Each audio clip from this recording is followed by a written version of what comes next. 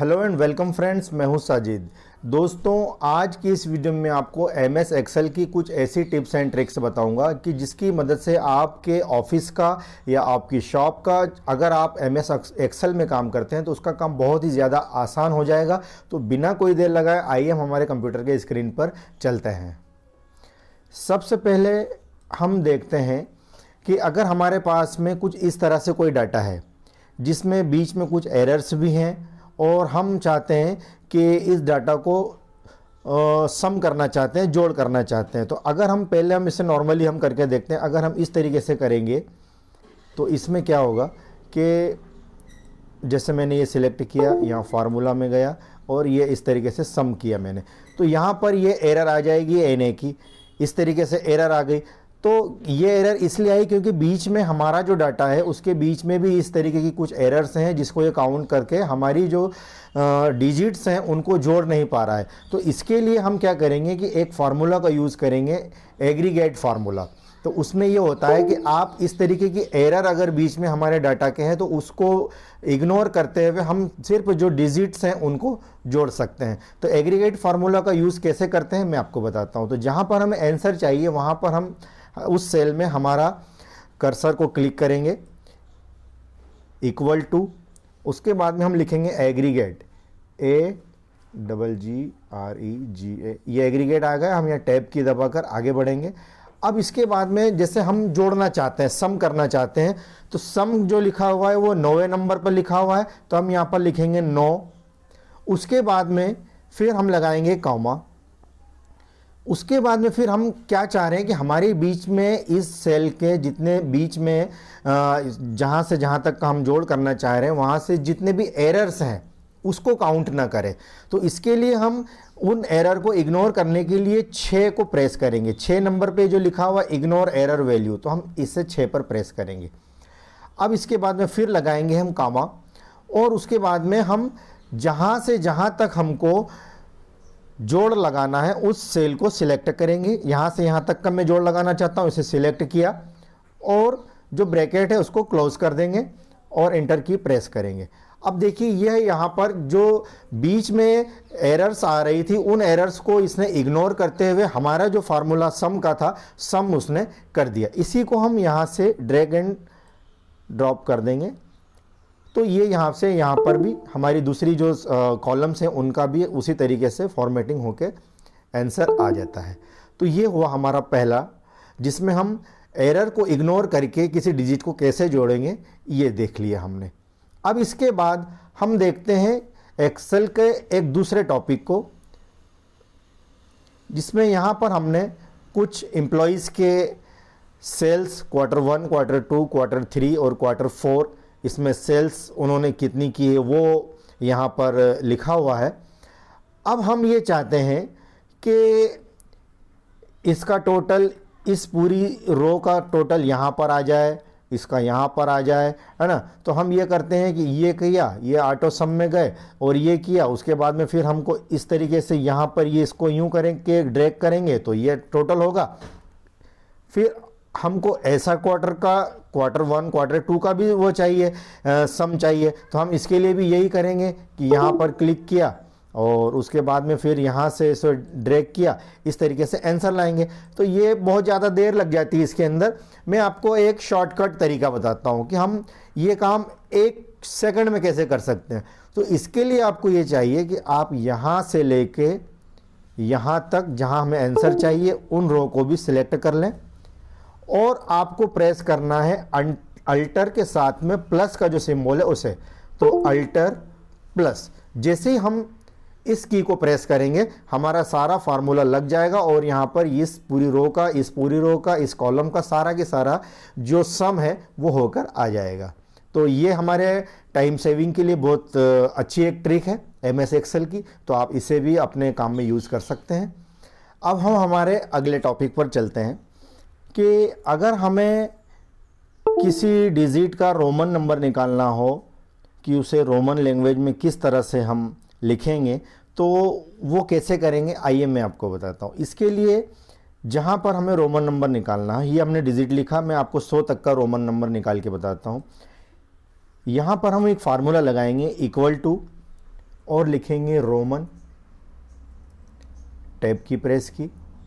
उसके बाद में इस सेल को सिलेक्ट किया,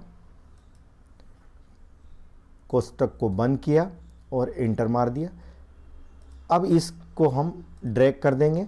ये देखिए, ये सारे के सारे 1 से लेके 100 नंबर तक के हमने रोमन नंबर भी निकाल दिए।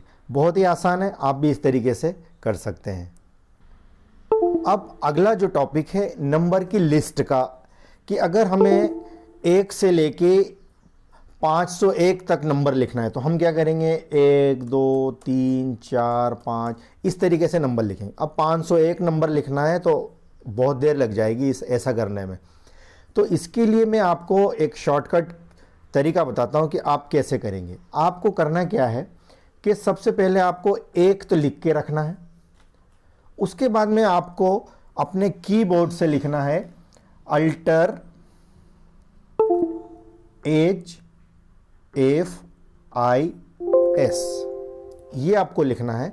उसके बाद में अब आपको ये जो स्टॉप वैल्यू है और कॉलम के अंदर, सबसे पहले रो और कॉलम लिखा हुआ है, आप कॉलम को सिलेक्ट करें। अब स्टॉप वैल्यू आप कितने नंबर तक लिखना चाहते हैं वो आपको यहां पर लिखना है। तो मैं चाहता हूं कि ये 125 नंबर तक लिख दे, तो आप स्टॉप वैल्यू में 125 लिखें और ओके पर प्रेस कर दें। ये आपकी जो काउंटिंग है 125 नंबर तक अपने आप लिख देगा। तो ये इससे आपके काम की जो गति है वो बढ़ेगी, आपका टाइम सेविंग होगा इस शॉर्टकट की से। अब अगला जो टॉपिक है हमारा वो हम देखते हैं कि वर्किंग आवर्स कैसे निकालना है। अगर हमें कुछ इस तरह का कोई डाटा दे दिया है जिसके अंदर अलग अलग डेट्स में स्टार्ट टाइम और एंड टाइम इसकी एंट्री दी है और बताया गया है कि आप इसके अंदर वर्किंग आवर्स निकालें, तो वर्किंग आवर्स कैसे निकालना है मैं आपको बताता हूं। जहां पर हमें वर्किंग आवर्स निकालना है वहां पर हम ऐसे क्लिक करेंगे, इक्वल टू का साइन बनाएंगे, फिर जो एंड टाइम है, जो समाप्त हुआ टाइम, वहां पर क्लिक करेंगे, माइनस का सिंबल दबाएंगे और स्टार्ट टाइम को उसमें से माइनस कर देंगे। अब ये हुआ, लेकिन ये जो वर्किंग आवर है ये 3.25 इस तरीके से आ रहा है। कितने घंटे और कितने मिनट हुए ये हमें यहाँ पर दिख नहीं रहा है। तो इसके लिए हम क्या करेंगे कि इसे सिलेक्ट करने के बाद में हम Ctrl+1 प्रेस करेंगे। अब यहाँ पर ये जो HMM AM PM ये जो लिखा हुआ है इसको यहाँ से डिलीट कर देंगे और यहाँ पर हम लिखेंगे HH:MM और ओके कर देंगे। अब यहाँ से आप इसको ड्रैग कर देंगे तो सारे के सारे टाइम हमारे यहाँ पर आ जाएंगे। 3 घंटे 25 मिनट, 2 घंटे 45 मिनट, 3 घंटे, 1 घंटा 25 मिनट, इस तरीके से हम टाइम की कैलकुलेशन कर सकते हैं। तो इससे आपका काम बहुत ही आसान हो जाएगा। अगर आप ये चाहते हैं कि आप अपने एक्सेल की शीट से ही डायरेक्ट अपने कस्टमर को या किसी अपने पहचान के किसी व्यक्ति को एक्सेल की शीट में जो नंबर लिखे हुए हैं डायरेक्ट वहीं से मैसेज करना चाहते हैं, तो वो कैसे करेंगे हम देखते हैं हमारे कंप्यूटर के स्क्रीन पर। तो इसके लिए आपको जैसे इस तरीके से मेरे पास ये एक डाटाबेस है, मैंने इसमें मोबाइल नंबर और ये लिख रखा है। अब मैं ये चाहता हूँ कि इस नंबर को मैं यहाँ से व्हाट्सएप पर जैसे ही क्लिक करूँ तो यहाँ से वो मैसेज के लिए पॉपअप विंडो ओपन हो जाए और मेरा मैसेज चले जाने के लिए तैयार हो जाए। यहाँ पर हम इक्वल का साइन बनाएंगे और हाइपरलिंक का फार्मूला लगाएंगे। हाइपरलिंक टैब की प्रेस करेंगे। अब हम क्या करेंगे कि उस वेबसाइट को, जो व्हाट्सएप की जो ऑफिशियल वेबसाइट है, उसे हम यहाँ पर हाइपरलिंक करेंगे। तो वेबसाइट का नाम लिखेंगे यहाँ पर इन्वर्टेड कामा में https:// और wa.me और उसके बाद में फिर / और इन्वर्टेड कामा क्लोज।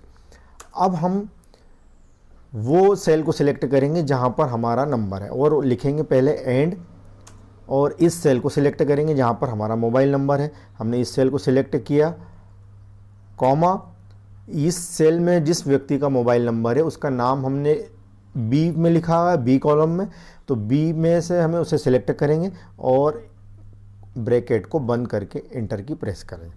अब जब भी हमें मैसेज करना होगा हम यहाँ पर क्लिक करेंगे तो व्हाट्सएप पर उस व्यक्ति का जो अकाउंट है वो ओपन हो जाएगा, हम वहाँ से उसे डायरेक्ट मैसेज कर सकते हैं। कंटिन्यू टू चैट पर क्लिक करेंगे और वहाँ से मैसेज कर देंगे। इसी तरीके से आप दूसरों के भी बना सकते हैं। ड्रैग करना है, बस कुछ नहीं करना है। अगला जो टॉपिक है हमारा वो है मास्क नंबर। अगर आपके पास में कुछ इस तरह से कोई डाटा है, आप चाहते हैं कि जैसे ये मोबाइल नंबर है, हम ये चाहते हैं कि ये जो मोबाइल नंबर है ये पूरे मोबाइल नंबर यहाँ पर नहीं दिखें और उसके कुछ लास्ट के डिजिट या शुरू के डिजिट ही हमें दिखें, बाकी सारे डिजिट में हम जो या तो क्रॉस बना हुआ आ जाए या स्टार का सिंबल बना हुआ आ जाए। तो वो हम कैसे करेंगे आइए हम देखते हैं। इसके लिए हम क्या करेंगे कि जहाँ पर हमें आंसर चाहिए, जहाँ पर हम मास्क करना चाहते हैं नंबर को, वहाँ पर सिंबल लगाएं और एक फार्मूला है लेफ़्ट का, लेफ़्ट लिखें, ये हमने की प्रेस किया और लेफ़्ट के बाद में हमें जिसके डिजिट मास्क करना है इस सेल को सिलेक्ट करना है। इस सेल को हमने सिलेक्ट किया और कोष्टक को बंद कर दिया। अब यहाँ पर हम लिखेंगे एंड और इन्वर्टेड कामा में हमें जितने डिजिट उसके मास्क करना है, जैसे मैं यहाँ पर 6 डिजिट मास्क कर देता हूँ, तो स्टार लगा के 1 2 3 4 5 6 ये कर दिया मैंने। फिर इन्वर्टेड कामा को क्लोज कर देंगे और एंड लिखेंगे। अब लिखेंगे राइट, RIG, राइट फार्मूला लगाएंगे। राइट के बाद में हमें ब्रैकेट में उसी सेल को फिर सेलेक्ट करना है जिसमें मोबाइल नंबर लिखा है और उसके हम जितने डिजिट शो करना चाहते हैं उतना अंक लिखना है। जैसे मैंने 4 लिखा है तो 4 डिजिट लास्ट के शो होंगे। ये हमारा फार्मूला लग चुका है। इस तरीके से हम सारी सेल्स को ड्रैग करके मास्क मोबाइल नंबर कर सकते हैं।